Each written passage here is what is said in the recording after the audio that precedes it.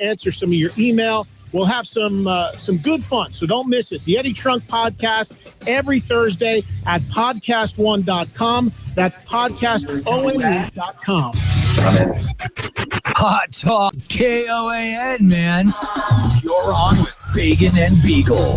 1080KOAN.com.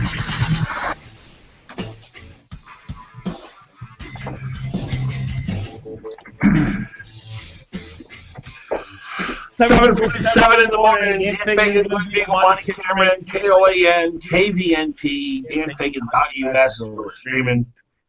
You can also give us a call, 569-1080. You need a mechanic you can trust. Everybody does. It's something that's a fundamental need of life, and I got a mechanic for you. His name's Keith Montauk. If you've listened to me through the years, you know how I've spoken about him glowingly. He's a wonderful guy. He's a smart guy. He's an honest guy.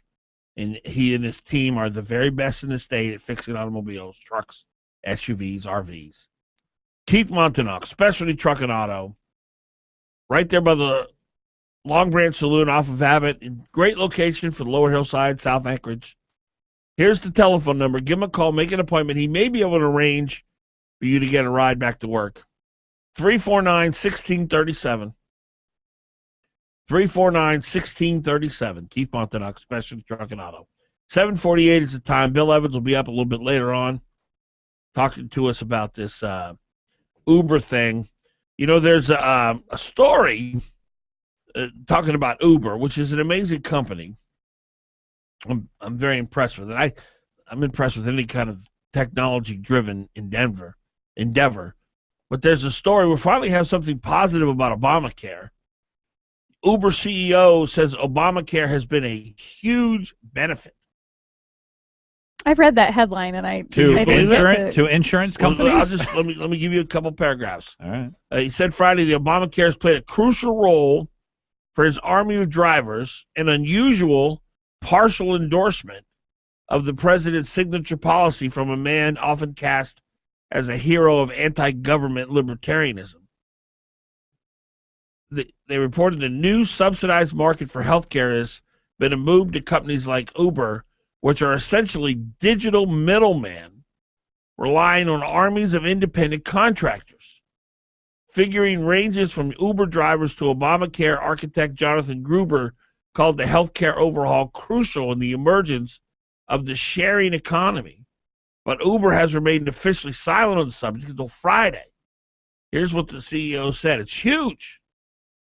He said in response about Uber and Obamacare to dinner in Manhattan. He said he sees little sense in the traditional link between employment and health care. He said he believes all Americans should have access to some health care safety net without losing the option of paying more money for private care.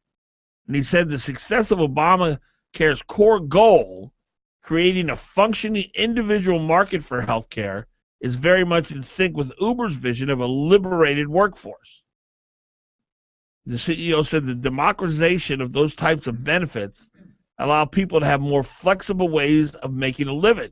They don't have to work for the man, in quotation marks. I think that's really reaching. Well, I really don't understand. He seems to be comparing two things which don't match up, by the way. Yeah, one's taking money from people. Well, no, this is the difficulty that I have. By force. He wouldn't have been Uber wouldn't have been responsible for people's health care before. No. So because Uber is. But his point is, Glenn. What is his point? You now have the freedom to leave the job you have where you have health care because you can get it from Mr. Obama, and you can go work for Uber. You can be an independent contractor And be subsidized by everyone else. Yeah. Probably. Yeah. You can have someone else pay for your health care. Yeah, it's the ultimate socialism or really, socialism. Makes sense. Think about it. Let's say you're working in a job, you're making $40,000 a year, and you have health care, and it costs you $250 a paycheck to have that health care. So you're really not making $40,000.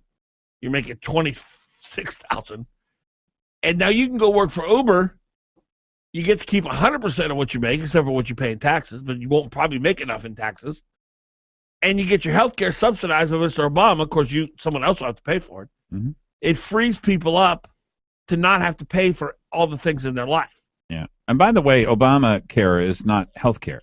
It's health insurance. Exactly. With an enormously high deductible and an absolutely asinine level of copay.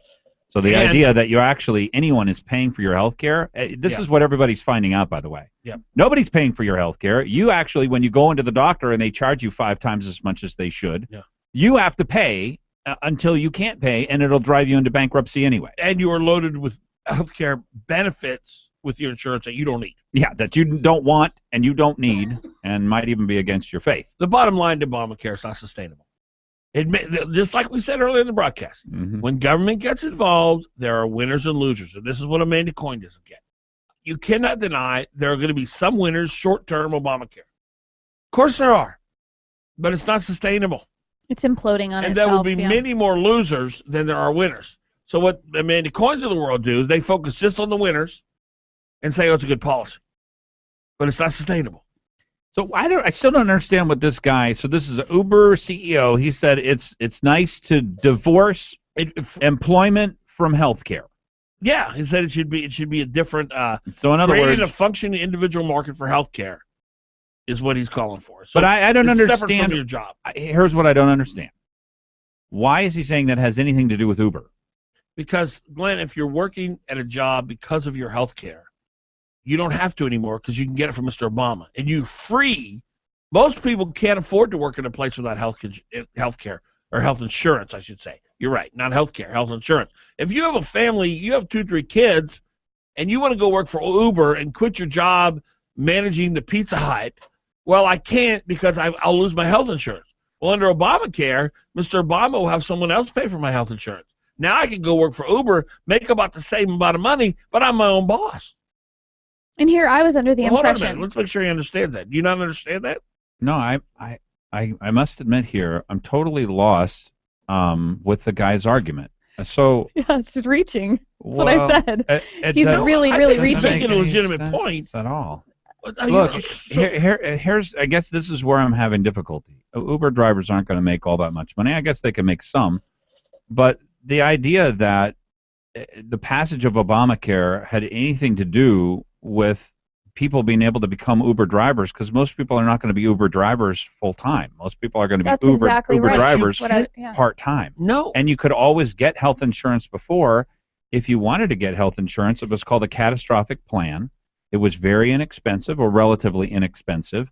And frankly, that's what most people have now under Obamacare. So Obamacare literally hasn't helped virtually anyone. Yeah, but what he's saying is that this CEO of Uber is really saying too that you could be a full-time taxi cab driver, leave your job as a taxi cab driver, and then be on Obamacare and be an Uber driver without all the regulations. What he's saying is, because Mr. Obama is willing to take other people's money and pay for your health insurance, it frees you up to be more of an independent worker. You don't have to work at a place where they provide benefits, and that helps Uber because it increases its work pool. Okay, now this is what I think he's saying.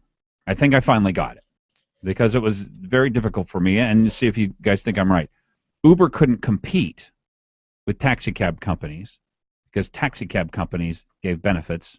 One of those benefits was health insurance. Now Uber can compete with all these companies because they're all, everybody it has the ability to offer a benefit that it couldn't offer before. I don't think because it's a government benefit. I don't think that's it. It just frees people up because the government's going to pay for your health insurance for you. You can go you can start a landscaping business. You can start a snow plowing business. You can become your own independent contractor as an independent driver. You can become a consultant advising. You can become a tutor, teaching kids in high school how to do better math. The fact that the government is going to take other people's money and pay for your health insurance bills, which are considerable, it frees you up to be an independent, more self-employed type person because you don't have to worry about health insurance anymore. Now, I'm not endorsing that, but I'm not ignoring the benefit of that for some people. You can't be so mad at Obamacare that you can't see the forest for the trees. No, but let's walk through all of the different people who you just highlighted, none of whom can actually feed themselves on the things that you just said. Somebody being a math tutor, How can they possibly provide for themselves? Who cares whether or not they have health insurance? Math tutor would be the weakest of my examples. What was the other one? Landscaper, snowplower. But there were landscapers and snowplowers before, right. And what does Obamacare have to do with whether or not they become a landscaper or a snowplower? I don't understand. It frees more people up to become more self-employed. Obamacare has not changed how much people are paying for their health insurance. Well, sure it has. No, it hasn't. This is where people are so confused. Subsidies. Nobody's getting cheap. Everybody's getting subsidies, but they moved the money around so you can't have a catastrophic plan. The plans now cost so much more. You understand what I'm saying? No. Okay, and this is very important that you do understand this, because you have not gone into an Obamacare subsidy to try and figure out how much it would cost for you. No. Okay, I have. Okay. They were going to charge me and my family $2,400 a month just for the insurance. 100 kids and you make and then you money. were going to subsidize other people too. It's very important you understand this, Dan. Tax. Here's why it was so expensive for me.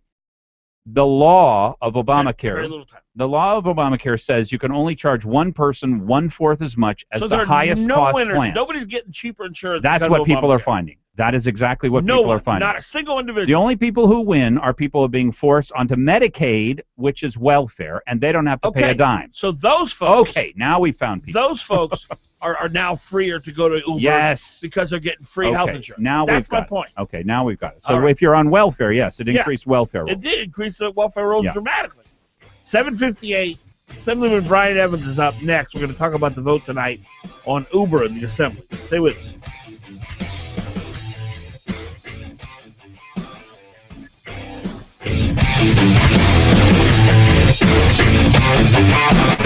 December 13th, 2014 is a very special day for a number of reasons. It's the last consecutive date that we will experience in our lifetimes. Well, 1314. And it's very special because Connect Country Liquor is having a customer appreciation all because of you. To honor you and this very special date, we will individually give away 12 bottles of Crown Royal, 13 bottles of premium wine, and 14 cases of beer. Just enter to win.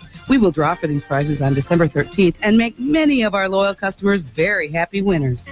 Shop and enter to win at any or all of our locally owned and operated tax-free locations. Mile 49 Parks Highway, Mile 4.5 Connect Bay Road, Palmer Wasilla Highway at Four Corners, and Cubby's Market, Mile 98.5 Parks Highway. We think you're pretty special every 1314. No particular purchase necessary. Keeping the valley in good spirits, yeah. Connect Country Liquor, oh yeah. KKL.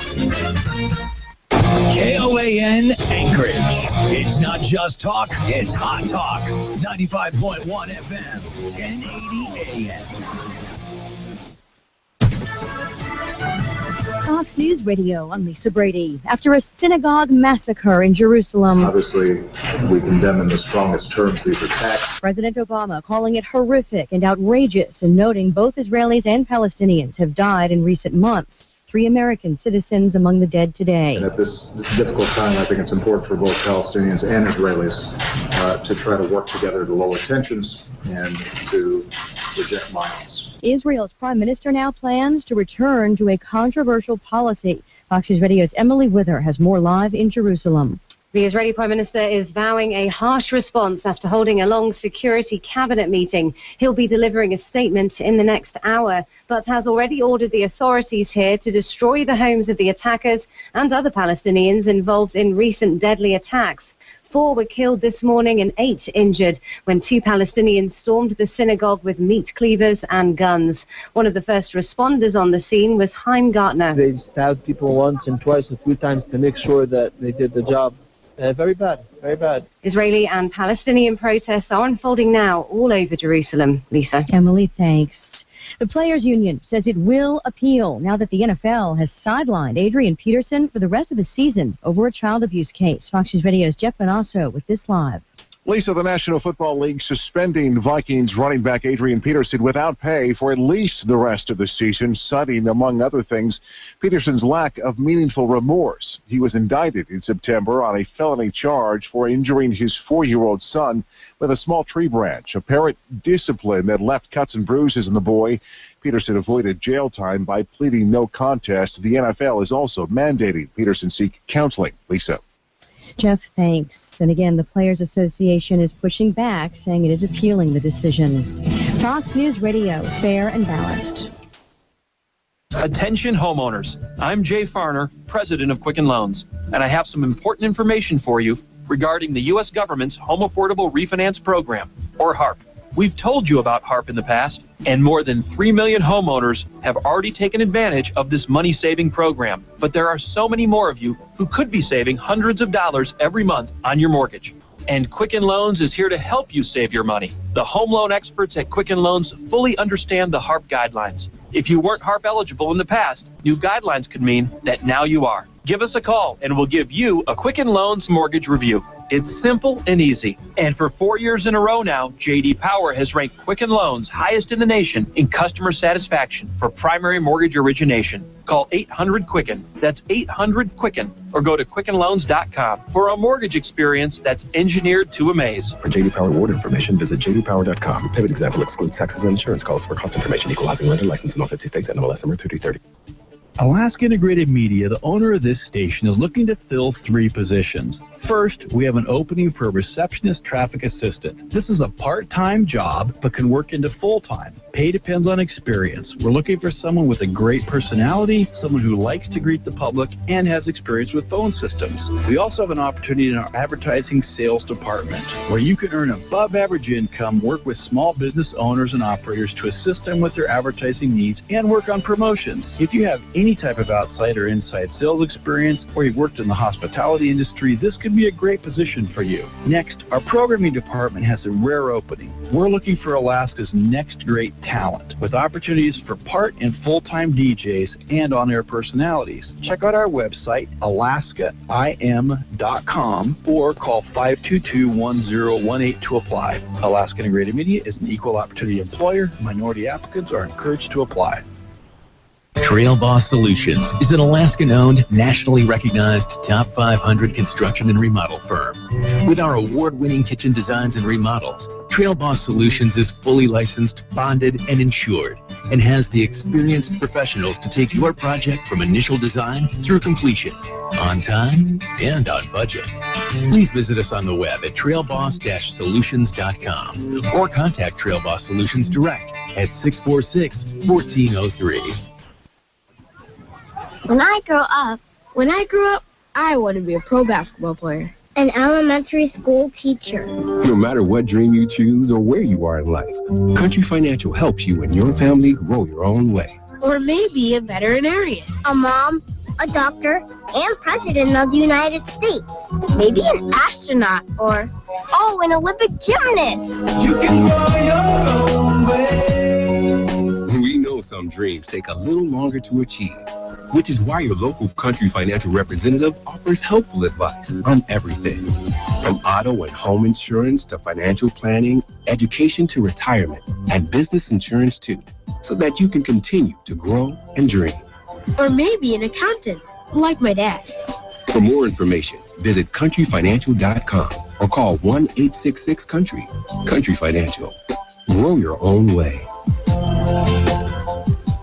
Glen Biegel, you have beautiful teeth. Why, thank you, Dan Fagan. That's because my family and I have gone to Dr. Dan Kiley for years.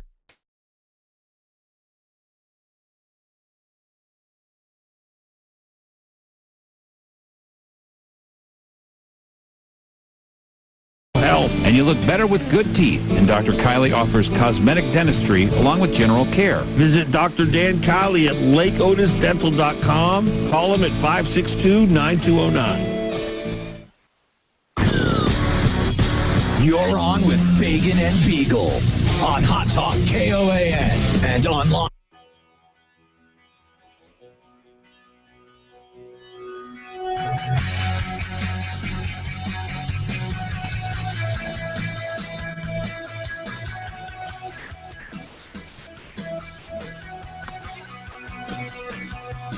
All right, welcome back to the broadcast. 6 minutes past 8 o'clock. Dan Fagan, Bonnie Cameron, Glen Biegel. Our number 569-1080. 569-1080.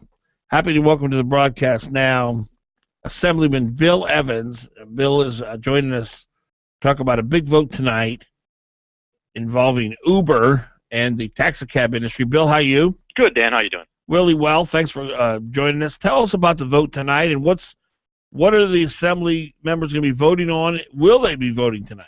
The plan is to vote tonight. There is still the opportunity for some public testimony on the Uber issue. But before us, we'll have Mr. Traney and Ms. Dombowski's proposal that would suspend Title 11, the provisions that cover the taxi industry, for Uber as long as Uber enters into a memorandum of understanding with the municipality that would govern their operations on at least a trial basis. That is what the Assembly will vote on tonight. So but we don't know what that memorandum of understanding is, so how can you get a yes or no from Uber on that? Well, that they'll work toward that. Yeah, it's basically, Okay. it forces them to negotiate with the mayor and the law department, essentially, to come up with terms that are, agreeable to both sides. I think the municipality has a dog in the fight in that it has to make sure that if Uber is allowed to operate, it does so under terms that are, safe and fair to the other participants in the industry. And so how will that, who will adopt the memorandum of understanding? Will that be the Assembly? Will they do that through committee, or how will that work? The plan is for if the city and Uber come to an agreement, they document that agreement, and then it comes to the Assembly for final approval. Your thoughts on it? You in favor of suspending the limitations? It wasn't my first choice, Dan. I mean, I thought it would be better if we actually just revised Title 11 and made some room within regulations for Uber to operate in the manner that it traditionally does. But we had a committee meeting on it. We had the law department there. We had a number of people talking about it. And the will of the committee was to go forward with this approach. And this approach does have some benefits. I think, one of the main things is it's really going to be the lawyers at the municipal law department that are kind of behind whatever memorandum of agreement terms come out of this. And given that the taxi industry is, threatened on a number of different occasions to, pursue litigation if the city allows Uber to operate, I think it's not a bad idea having the lawyers kind of bulletproof this agreement as best they can. We're talking to Assemblymember Bill Evans. What about the permit holders? Do they have a legitimate claim? Do we have to keep this a closed industry, or should we allow Uber to operate in the city if we have this memorandum of understanding? Well, I think both. I think they have a legitimate claim, and I think we should allow Uber to operate in the city. We've constructed this very highly regulated industry over time, and had the taxi owners buy in these permits, which are quite expensive, and also follow all the regulations that we impose upon them, which are also quite expensive. And that's the system that we created, and they are just, the participants in that system, and they've been doing it, according to the rules. And I have complete sympathy with their position that, this is sort of a game changer, and it could adversely affect, their economics. At the same time, I don't think we should, just because we created this system, which I think is really unwise, be wed to it forever. I think we have to look at ways to open it up. It's not a game changer because of the regulations. It's a game changer because of technology, much like the automobile affected the railroad industry. This is not a game changer from the government perspective. Technology is what's changing their industry, and microwave ovens are. You can go through the list of things that have changed the marketplace. What right do they have to fight technology on this? Well, it's interesting, and I think we have to be careful when we talk about the technology. It's often billed as a real technological change that is different. I think it's more of a mode of operation change. To me, the best analogy is Henry Ford. Henry Ford didn't invent cars. What he did was invented a better way of producing them.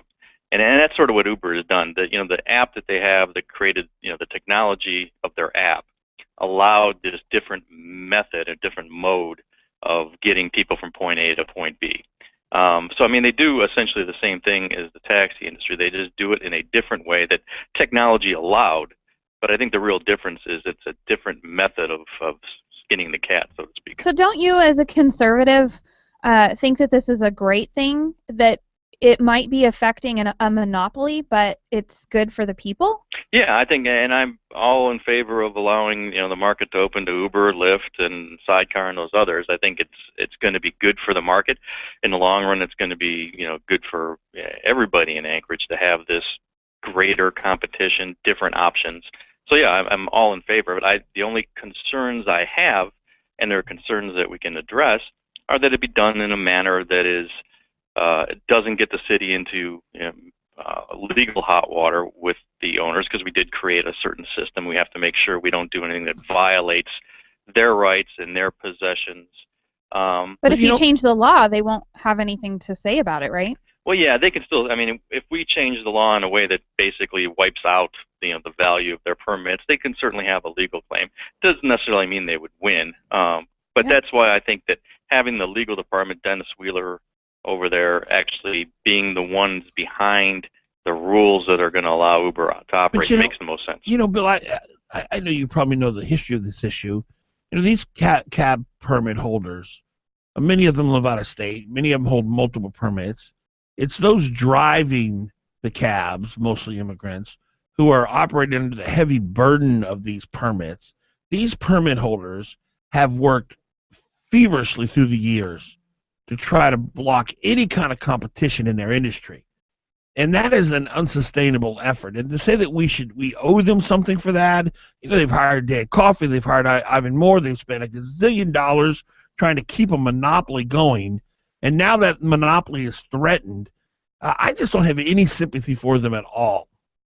Well, and I that's a good point, Dan, but I think you can't necessarily paint all the permit owners with that same broad brush.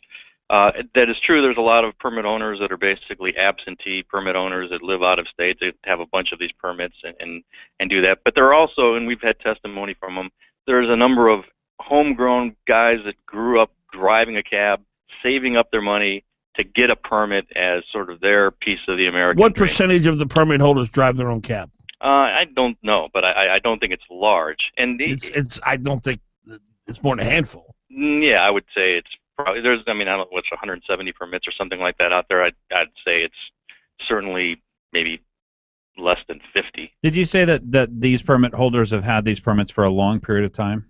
Some have, some haven't. So we've been selling them over time, so some of them had it for years. I think that they've had a couple of cases, and we're talking with Assemblyman Bill Evans here. I think they've had a couple of cases around the country about these. Do the cab owners or the permit owners lessen their claim to the value of the permit and the liability for the city over time or not?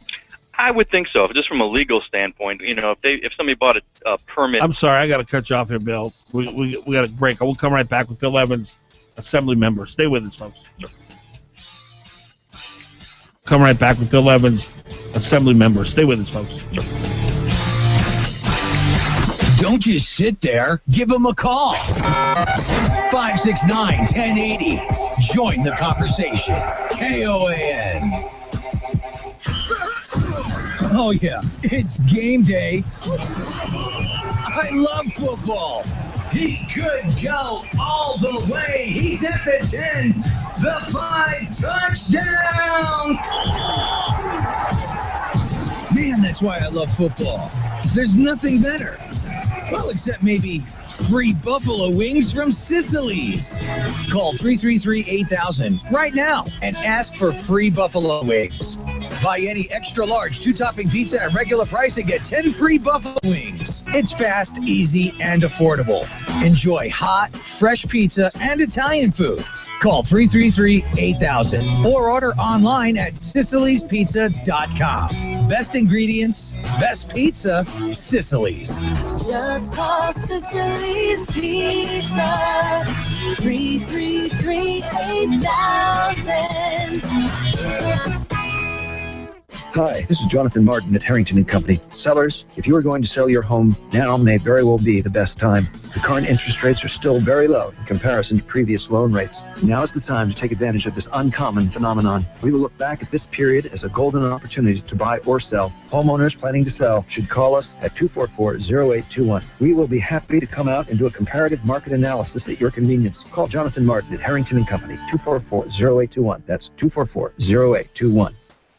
When our water heater broke down last month, it took 5 hours for the plumber to show up, and he charged us a couple of $100 just to come out. And then it cost another $1,800 to put in the new water heater. I felt like I'd been taken. But what else could I do? The smartest thing you can do is get a home warranty from American Residential Warranty. Their home warranties pay to repair or replace all your major appliances when they break. Just call 800-711-6816. That's 800-711-6816. You're on with Fagan and Biegel in the morning. Give him a call.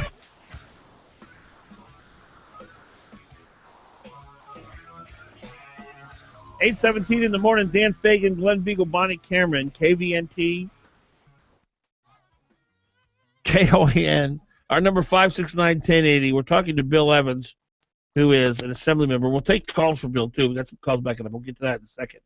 Glenn, you had a question before the break for Bill. Well, the threat here from the lawyer who... And we're talking about the taxi cab the Uber industry. There's a vote tonight on the Assembly what to do about Uber, to enter into a memorandum of understanding with them. How do we incorporate them into the process of driving people around town?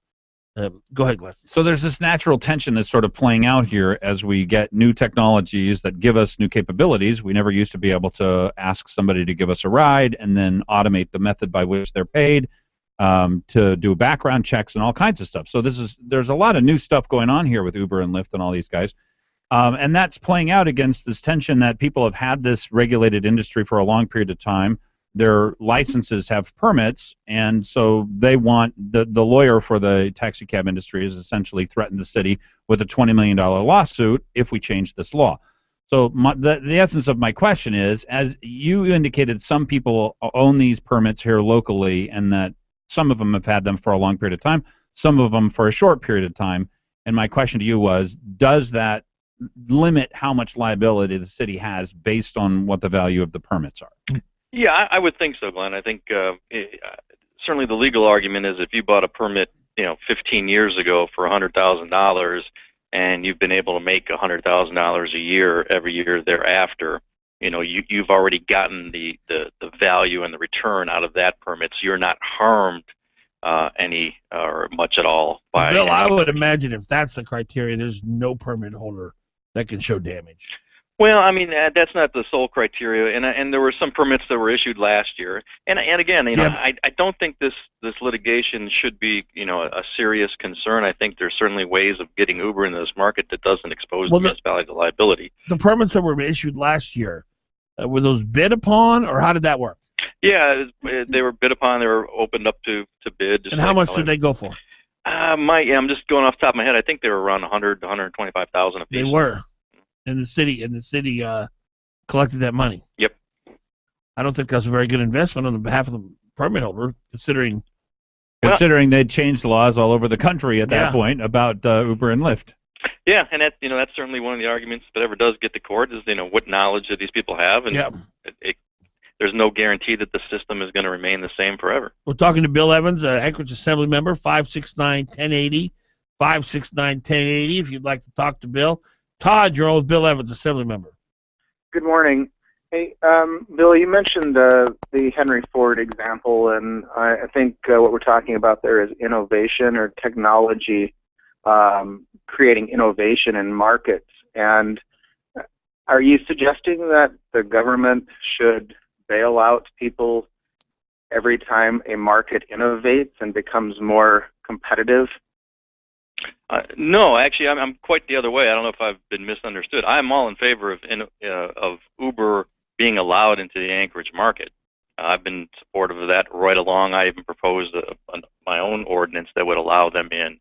I'm just saying, laying out what the argument is on the other side and the things that we have to be careful about as a government and going forward to make sure we just don't step inadvertently on any minds. I think we have to allow them in, and I think innovation is important. So what you're saying is that because the government got involved in the market in the first place, we now have put ourselves in a liability position potentially by reducing or changing the profit structure of the industry. Yeah, I think we've decided to heavily regulate the taxi industry from way back. and there are certain responsibilities that go with that. And so as we extricate ourselves from that, I think we just have to do so in a responsible manner. To me, Todd and Bill, the thing that's kind of the elephant in the room here is this regulation, this heavy regulation of the taxi industry has been promoted and guarded by the permit holders. How can they sit here and say, "Hey, we didn't think things were going to change. We don't think things are going to be changed," when they're the ones who've been spending all this cash fighting any kind of change? They're the ones who created this system. Dan, I would disagree with you. I think it's the government and the assembly who has given power to the permit holders over time. I mean, everyone wants power and they want to reduce competition in their industry. It's government that chooses, and the people who choose to give them that power or not give them that power. But Todd, the permit holders have spent a considerable amount of cash on people like Dan Coffey and Ivan Moore to keep this monopoly in place. So it's not just the city; it's the permit holders. They've been driving this. But don't you think that the municipality, the city, is complicit in this because sure they are. They're trying to protect people from themselves? Well, that's my point. You can spend as much money as you want to try to influence government, but if government allows itself to be influenced. No, I hear what you're saying, and it's a twofold problem. But I can't see how the permit holders can sit back and hold their hands up and act like pure innocent victims here when they've made such a concerted financial effort to preserve the very process. I think Bill answered my question, so I would just caution the government from getting further involved in things like this so we create even more problems and more power condensed among the hands of a few people. So thank you, Todd. Bill, what do you say to that? Yeah, I agree with Todd. I mean, I think I think this industry needs to be opened up. I think a lot of the regulations we have is counterproductive to the people within the industry, especially the drivers, who have very little control over their hours of operation and the price they charge. So I think Uber coming into the market is a nice opportunity to look at the industry and the regulations as a whole. We could allow Uber in and not change the industry, but I think we should take advantage of this opportunity to actually change the taxi industry as well. I'm going to ask a libertarian question here. Why? I understand having regulations as far as safety, inspecting the cabs, making sure the drivers have clean driving records and don't have criminal records. I understand all that. But why do we limit cab drivers? Why don't we let the marketplace do that?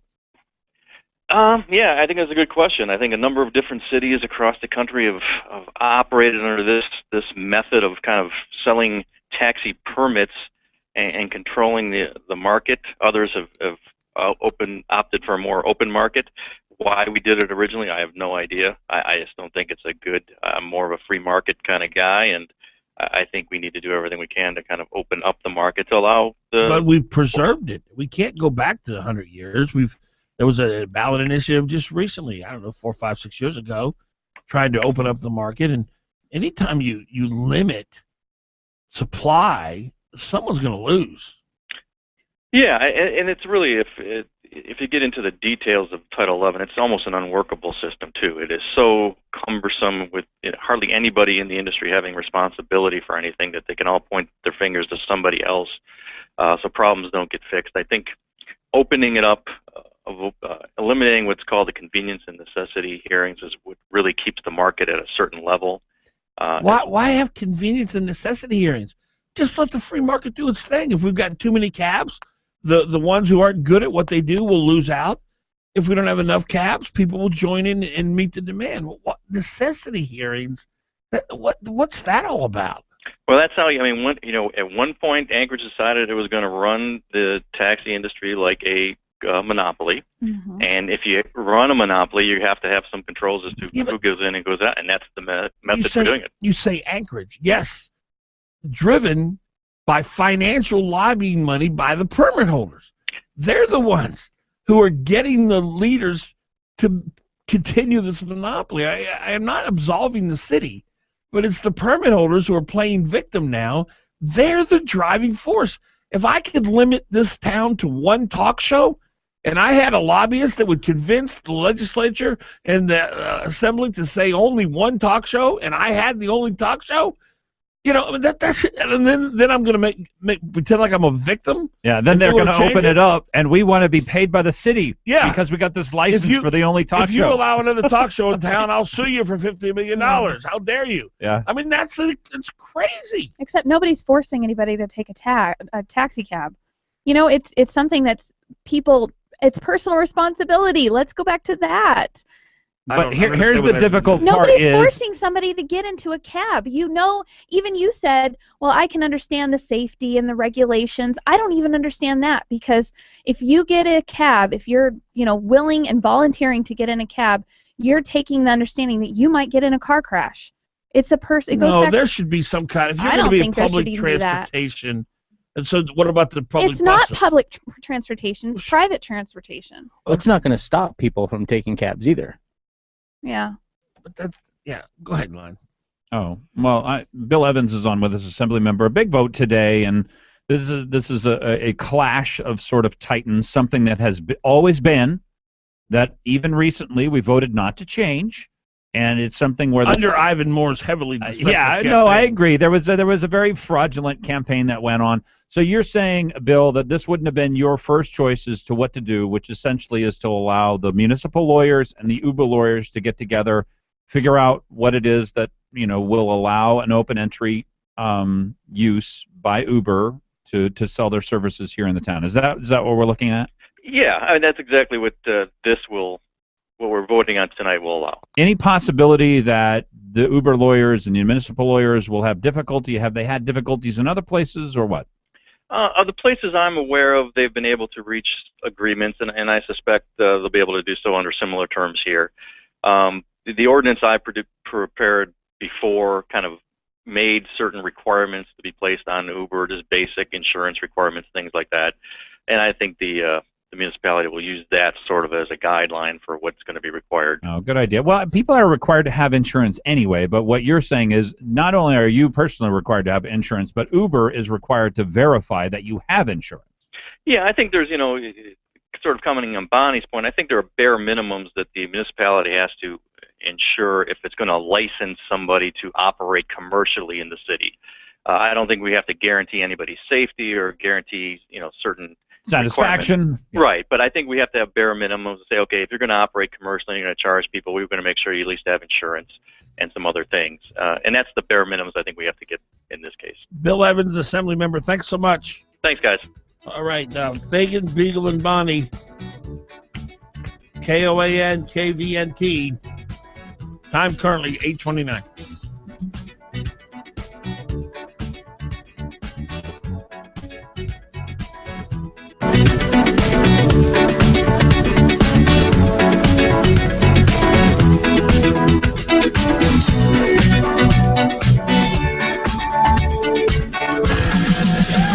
You're on with Fagan and Biegel. Give him a call, 569-1080, KOAN. Local news brought to you by Jansen Funeral Homes, Jansen's Evergreen Memorial Chapel, Jansen's Alaska Cremation Center, and Jansen's Eagle River Funeral Home. Jansen Funeral Homes, where just like family, they're there when you need them. With KOAN News, I'm Chuck White. An autopsy is being done on the body of a homeless man found near a South Anchorage underpass this weekend. Foul play is not suspected. Police say it appeared the man had been living outside in the area. Uber Technologies has started an online petition to try to prove consumer demand as it fights back against the ban on its services in Anchorage. The company recently was told it cannot allow consumers to use an app to order up a ride in a privately driven car, because it would have to be regulated as a taxi service and comply with local transit laws. Finally, dozens of post offices around the state face the possibility of reduced hours and services in 2015 as the beleaguered Postal Service looks to cut costs. Postal officials with USPS say they would rather cut hours than close branches in remote communities. That's your Hot Talk News update. Local weather is next. Mostly cloudy today with a touch of rain for the afternoon, high 39. Then tonight, mostly cloudy with a shower in spots during the evening, followed by periods of snow and rain late at night, accumulating a coating to an inch, low 31. Tomorrow, partly sunny with a snow shower, high 37 and a low 24. Then sun and some clouds for Thursday with a high 35. Hot Talk, breaking news, and the latest weather.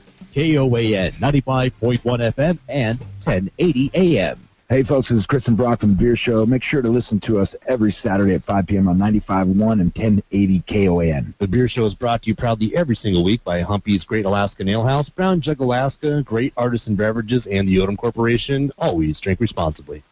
A better life with Dr. Sanjay Gupta. For many women, the best way to prevent breast cancer is by maintaining a healthy lifestyle. I'm Dr. Sanjay Gupta, CNN's chief medical correspondent. Taking steps to be healthy may not prevent all breast cancers, but for most women, those steps can reduce the risk. First of all, watch your weight. Being overweight or gaining weight as an adult increases the chances of developing the illness, especially after menopause. Also, try and get some exercise. Experts recommend about 150 minutes of moderate aerobic activity each week or 75 minutes of vigorous exercise. If possible, include at least 2 strength training sessions a week as well. Now, if you're able to breastfeed when you have children, this could offer some protection against the disease. Avoid hormone therapy after menopause if possible. That can raise the risk. In addition to healthy lifestyle habits, it is important to get screened for breast cancer. Early detection can increase your chances of successful treatment. I'm Dr. Sanjay Gupta, helping you live a better life. Owning and caring for a home comes with a lot of to-dos. Tune up the furnace, clean the gutters, remodel the kitchen. Whatever your home improvement need, Home Advisor can help you find a pro you can trust to get the job done right. Go to home.homeadvisor.com for instant access to top-rated pros in your area, including electricians, handymen, plumbers, whatever type of home pro you need. And Home Advisor is absolutely free to use. At Home Advisor, you don't have to search through a long list of pros. With just a few clicks, Home Advisor matches you with pros who provide the exact services you need. You can read customer reviews of the pros, even use the cost guide to find out what hundreds of other home projects cost in your area. And because Home Advisor knows it's important to find a pro you can trust in your home, they conduct background checks on their service professionals. It's just one of the reasons more than 25 million homeowners have used Home Advisor. Go to home.homeadvisor.com to find the right pro for your project. That's home.homeadvisor.com. When I grow up, I want to be a pro basketball player. An elementary school teacher. No matter what dream you choose or where you are in life, Country Financial helps you and your family grow your own way. Or maybe a veterinarian. A mom, a doctor, and president of the United States. Maybe an astronaut or, an Olympic gymnast. You can go your own way. We know some dreams take a little longer to achieve, which is why your local Country Financial representative offers helpful advice on everything, from auto and home insurance to financial planning, education to retirement, and business insurance too, so that you can continue to grow and dream. Or maybe an accountant, like my dad. For more information, visit countryfinancial.com or call 1-866-COUNTRY. Country Financial. Grow your own way. Why is A&A The Shop Alaska's independent Subaru specialist? How is it they've been voted the best shop in Anchorage not once but 6 times? Well, it's pretty simple. They offer the best warranty in the business. If they work on your Subaru, you're going to get a 3-year, 36,000-mile warranty on both parts and labor. That's unheard of. A&A The Shop deals exclusively with Subarus, and they also offer $35 oil changes. All their technicians are ASE certified. Call A&A The Shop for an appointment. 562-3919 in Anchorage and 696-2096 in Eagle River. Hot Talk KOAN, man. You're on with Fagan and Biegel.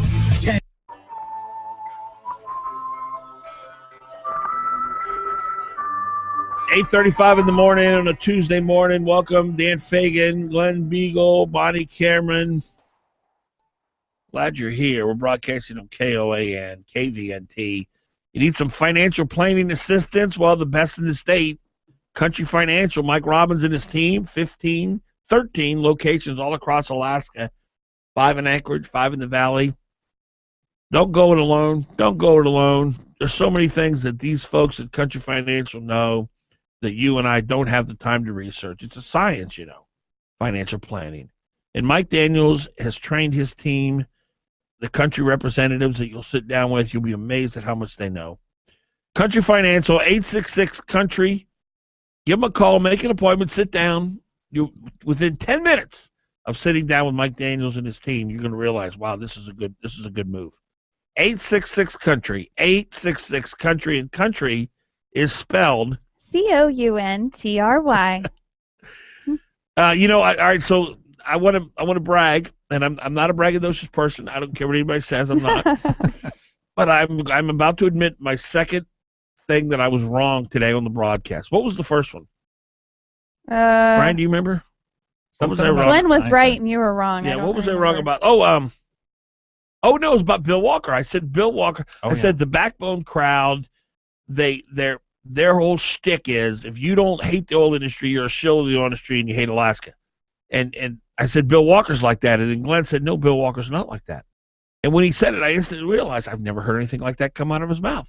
So that was my first wrong assertion today on the broadcast. 569-1080 is the number, by the way. The second thing that I said that was wrong is Bonnie and I were talking about this deregulating the cab industry, and I said, why do we have permits on the industry? Why do we limit the amount of taxi cabs? We should allow as many as the market will support. And those who aren't that good will fall off the wayside. Those that are good will do well. Then Bonnie said, why do we even have any kind of licensing and inspections? Nobody's forcing people to get into these taxi cabs. And I said, no, you have to have some kind of minimum standards. Make sure the tires are safe. Make sure the car is okay. Make sure the driver knows how to drive before you allow them to drive a taxi cab. And as I thought about it, and I realized that is a mistake. That is a lack of trust in the free market. It's a lack of trust of freedom. Because if AAA cab or Joe's cab or Harry's cab, they have bad cabs, they're shoddy record, they're not on time, their drivers aren't friendly, then I'm going to take another cab company. I'm not forced to get into anybody's cab. I, as the buyer, the customer, I have the opportunity to determine what I purchase. And my dollar will allow me to make choices that are, you screw me once, I'm not going to go back to you again. And that's your point, Bonnie, and I changed my mind on that. I think you're right. Let the free market work. Let the free market work. It works every time. When the government picks winners and losers, it's based on who you know. When the free market picks winners and losers, it's based on excellence. It's based on performance. It's based on productivity. The government, it's not the government's job to protect us from ourselves. That's it. That's it. No, it's a very good point. I totally agree with you. I don't mind the government. And that, by the way, Brian, who's keeping track of my the things that I'm wrong about, I've acknowledged twice now that I was wrong about The something. record, 2 in one day. Just a good thing we're not going retro. No. Bill Evans said that one of the things He's that an assembly member who's going to vote on this Uber ordinance today, one of the things he said was that the city lawyers, Wheeler, I think his name is going to require that Uber verify that their drivers have insurance. It's already required. Which is a city ordinance. I mean, that's something that we have to do, all of us. That's a state law. So, that's sort of one area that, if you said, well, anybody can drive a cab or anybody can drive an Uber car, and we don't really care what it is, but Uber kind of knows what's expected of them, so they're already doing that, is from what I understand. Well, Uber wants to succeed, so they're going to make sure their customers are happy. And that's why they're going to do everything in their power to get their customers back. Not only do they want to succeed, they are succeeding. They're worth billions of dollars. It is in Uber's best financial interest, self-interest, to provide a strong product and regulate themselves. We don't need some government official doing it for them. But what about insurance? I don't know that Uber would... You have to have that already. Yeah, but what they're saying is Uber must verify, just like we want companies to verify that a person is a United States citizen before they get a job, or that they're legally here and able to work with a green card or whatever, H-1B visa, whatever it is, that there is some responsibility here for the government to ensure some standards. When you sign up to be an Uber driver, you do have to send in all your documentation. You have to send in proof of your insurance, your driver's license, your vehicle registration. Well, I think any job in the private sector that requires you to drive has that same standard, right? You can't go be a delivery guy for a pizza company without having insurance. But that's why private industry is so good, because they know that they have to succeed, and so they're going to do whatever they have to do to succeed. It is in the best interest of Pizza Hut to have their drivers insured. Mm-hmm. Because if they run over somebody, they want insurance for their driver. Yeah. But if a private industry wants to do that, if a private business wants to do that, I have no problem with that whatsoever. What about now? We're gonna get nitty gritty here. We're gonna get down to the bone. Oh. We're gonna get down to the bone when it comes to freedom. Why do we license drivers? Well, that's unconstitutional, but I won't get into that. But let's not talk about your interpretation of the Constitution. Just, is it a good idea? Is it important? Is it make society better to license drivers? Well, having an almost driver makes me say yes. Yeah. Having a just what? A son that's almost a driver. Yeah. Yes. Yeah. And I don't know. Well, cars can kill other people. They can kill other people without you intending to do so. And in that case, they are purposefully dangerous. I mean, they're unpurposefully dangerous, and people may not realize that. I don't know. We have a lot of laws, by the way, that people do not understand. Well, let's look at the problem of someone who has zero regard for the laws governing driving. They go 90 miles an hour everywhere they go.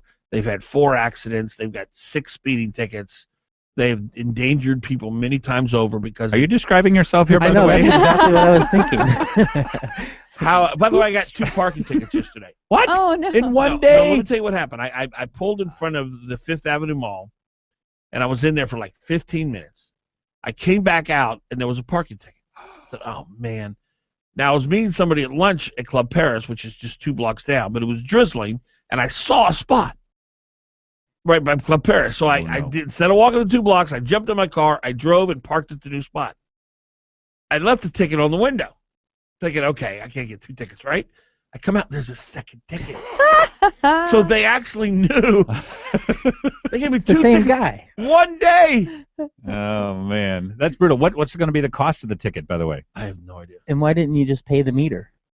I didn't have any change. I never have change. Who carries quarters? They take credit cards now. Yeah, they take anything. You just stick a card in there and it'll do it. It's so easy.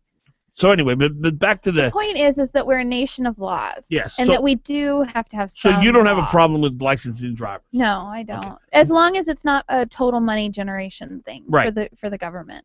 Which, under Begich, by the way, the traffic department became a cash cow for the city. Yeah. He started putting 3 and 4 cops on street corners in 20-mile-an-hour zones, writing tickets for 35. And they'd sit there and they'd make $12,000 an hour. Photo radar. Yeah. Perfect example. Oh, yeah. Because the left is all about transferring cash from the private sector into the government sector. 569-1080. 569-1080. That's the number. Dan Fagan, Glen Biegel, Bonnie Cameron. KOAN is the station.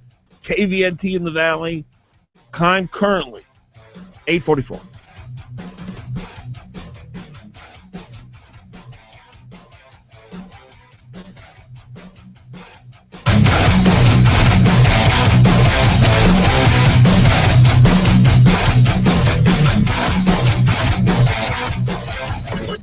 Fagan and Biegel on Hot Talk KOAN and online at 1080KOAN.com.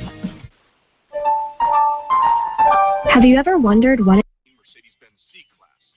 That interruption is at least tolerable. With the most luxurious interior in its class and an innovative touchpad, the all-new 2015 C-Class is as exciting to experience standing still as it is in motion. And with its improved acceleration power, your state of comfort continues, knowing you'll make it to your destination on time. See your authorized dealer and see the world differently in a C-Class from Mercedes-Benz. Get the 2015 C300 4MATIC starting at just $40,400. Test drive one today. MSRP for a 2015 C300 4MATIC excludes all options, taxes, title, registration, transportation charge, and dealer prep. Options, model availability, and actual dealer price may vary. See dealer for details. Mercedes-Benz of Anchorage. The best or nothing. Alaska Integrated Media, the owner of this station, is looking to fill 3 positions. First, we have an opening for a receptionist traffic assistant. This is a part-time job, but can work into full-time. Pay depends on experience. We're looking for someone with a great personality, someone who likes to greet the public, and has experience with phone systems. We also have an opportunity in our advertising sales department, where you can earn above-average income, work with small business owners and operators to assist them with their advertising needs, and work on promotions. If you have any type of outside or inside sales experience, or you've worked in the hospitality... First call-up ever as a member of the National Guard. When we got to the armory, they briefed us on the wildfires. They were getting dangerously close to homes. Helicopters were going out to drop water on the fires. Guys in the unit were preparing for firefighting with local fire crews. At that moment, I got my first taste of just how important the Guard is to my community. See how the Guard can be an important part of your life at NationalGuard.com. Sponsored by the Alaska National Guard, aired by the Alaska Broadcasters Association and this station. You're on with Fagan and Biegel on Hot Talk KOAN and online at 1080KOAN.com. All right, it's Dan Fagan here. Glen Biegel right over there. Monty Cameron over there. She's got purple on today. Glen's got a real fancy shirt on. Brian, what are you wearing, Brian? I can never see you. It's too dark in there. Dark clothing. Dark clothing. He's a man of mystery. 569-1080. We're broadcasting on KOAN, KVNT. 569-1080. You want to get in on the waning moment. So, Bonnie, you were a little fed up or you weren't real happy with Mark Begich's appearance on the Tom Anderson show. Was it yesterday? Yes, it was yesterday. Tom he Anderson had Mark Begich on. Has an afternoon show on KVNT in the Valley, 4 to 6, is it? I believe so. Yeah, 92.5, 90... And 10:20. 10:20. You weren't listening to Burke? I went over to him, Yeah. and then Joe Miller was on, and it was so good. Lord. So what was the problem? What was your problem with Anderson and Begich? Well, Begich was beefing up his resume. That's what I took it as. Well, he's a politician. He was he's What'd you thinking expect? about his next moves, and so he was talking all about what he did when he was mayor of Anchorage. Does that bothered you? What he listed bothered me because he went on and on and on about what he's built. Oh, he said, we built this, we built that, we did this, we did that when I was mayor, and it all involved money and making people more in debt, But that's his making the worldview. city more in debt. That's his worldview. Exactly, but what bothered me is that Tom Anderson did not call him on the carpet Well, on it's it. obviously Anderson's worldview, too, because he supported Begich. Because had Begich said that to me, I would have said, do you not realize that that was not your money to spend? And maybe, people are more in debt now because of it? I don't understand why you'd be surprised in any of that. No, I guess I'm not. It's just that it was so dripping with, I don't know. He was just, I did this, I did Well, that. He was patting himself on the back, and he's not even running for anything No. yet. But I guess he's constantly running. Glenn and I, we've all three admitted that we have personal problems with an individual. You with Dan Sullivan, the Senate candidate, Glenn with Mark Begich, and me with Sarah Palin. I heard Sarah Palin on Tom Anderson's show, I don't know, 6 weeks ago, 4 months ago, and I actually ran over a dog. Intentionally. I was so angry. I said, and I killed the dog. I just plowed it over. And because he was so kissing up to her. Some people will make you want to do that. Yeah. So I don't like it when my person that I have problems with gets kissed up to either. I know it probably drives Glenn when you hear Mark Begich or Picaro or some of these shows, and you and I actually have a very particular experience. You with Sarah and me with Mark. Okay. You had to call Sarah on the carpet when no one else would. And that's your experience. And you did it for a couple of years before the rest of us caught on. Wait a minute. Did she just appoint somebody from the board of Planned Parenthood to be a Supreme Court justice? Have I missed something? And here you were. And so we all started to perk up. Wait a minute. Dan's been sort of saying some of this stuff. Let me try and figure out what he's saying. So you were the town crier for a long period of time, and that was a really hard position for you to be in. It's not easy. My start in radio was in having to call Rick Rydell's show every single week and correct the record. Every week I had to call up, and for 5 minutes I had to correct. I'm sorry, Rick, that is not what you said. I'm sorry, you didn't agree with Mark Begich on this, that, or the other thing. I'm sorry, that's not the record. I'm sorry. And I had to continually call up, correct the record. And you were the only one. I was the only one. Interesting. And it was, That so is. where it starts is this maddening process of, I know Mark Begich inside and out. I've watched this guy. He's the best politician I've ever seen in my life. He's the luckiest person I've ever seen in my life. He won by, I think, 19 votes after he changed the rules to go to 45% and win. I mean, it's amazing. In the mayor's office. And the power that he has had and that he's demonstrated and the special interest that he's paid off. Look, I have no problem. I have a problem with Mark Begich because he's the most powerful example of the left that I've ever run across. In Alaska. That I've ever run across, me personally. Yeah. And so, since I see the left as a threat to my liberty, and your kids' liberty. Prop 5, great example. He supported Prop 5, which would have stripped people of their religious liberties. I understand that Mark Begich is dangerous, and that's why I point him out and highlight him. I hope that it's not because I have a personal problem with him, other than when he lies to my face like he did on this program the other day. No, I do believe that, Glenn. I don't think it's personal with you. You are sold out for liberty. You dedicated your life to promoting liberty. It's because of your kids. It's because you're going to have a lot of people on this planet after you leave that'll be carrying on your legacy. And I think it's very important to you that they have a fulfilling life and opportunities that you've had. And you understand very keenly that the left presents a clear and present danger to not only our liberty now, but our kids' liberty and our grandkids' liberty. And you believe that, you live it, it's your life. And Mark Begich is so cavalier, and he's so easily prone to deceive. Truth means nothing to him. His ad attacking Dan Sullivan is Exhibit A, and it absolutely, because when someone, it's like when those kamikaze pilots were willing to crash into the aircraft or into the aircraft carriers in Pearl Harbor, they were very dangerous. When Barack Obama and Mark Begich literally have zero, not even 0.10000% regard for the truth, they become very dangerous. And then when you have people who will cover for them and won't call them on their lies, I can see how that it affects you on a deep cellular level almost. Well, it changed my life. I mean, it put me in radio. So that essentially was my genesis into broadcasting. And, as such, it was formational. And I think Sarah was for you too. I try to stay away from the idea, that Begich, I do agree, he really does have a problem with the truth. I think that his no, he doesn't have a problem. He has no regard for it. He has no regard for it. Yeah. All right. Well, that's a different description.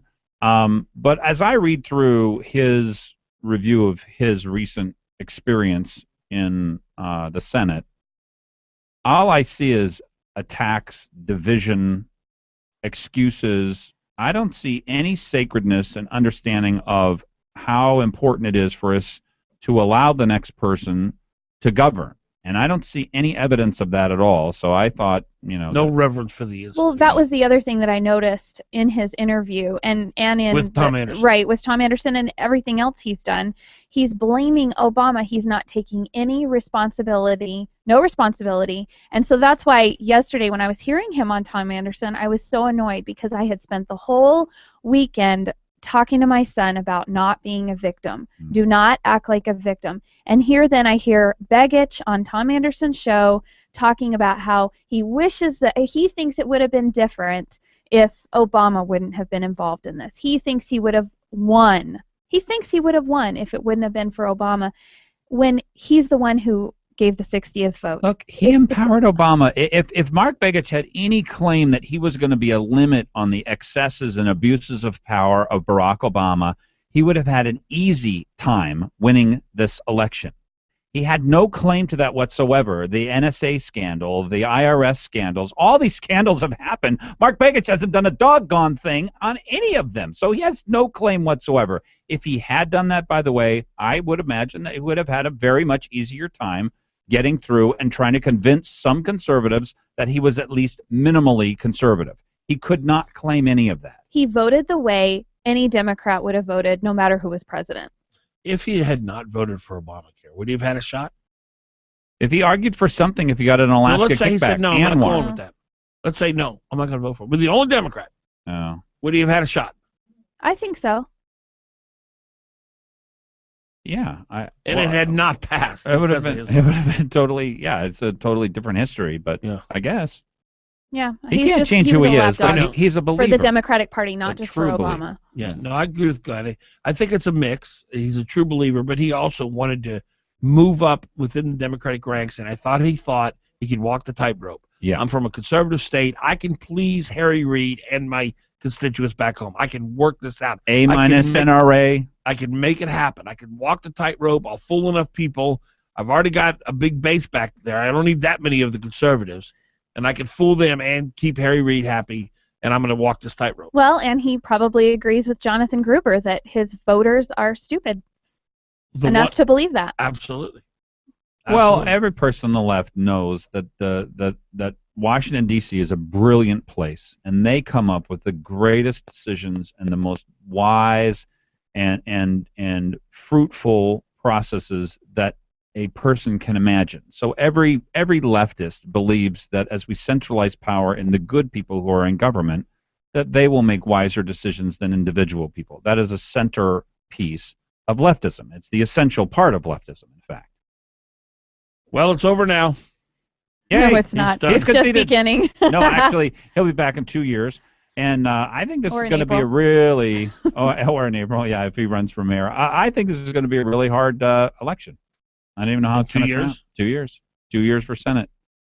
Well, there's a lot. You got a liberal Republican running, which is going to, somebody on the conservative side is going to have to take her on.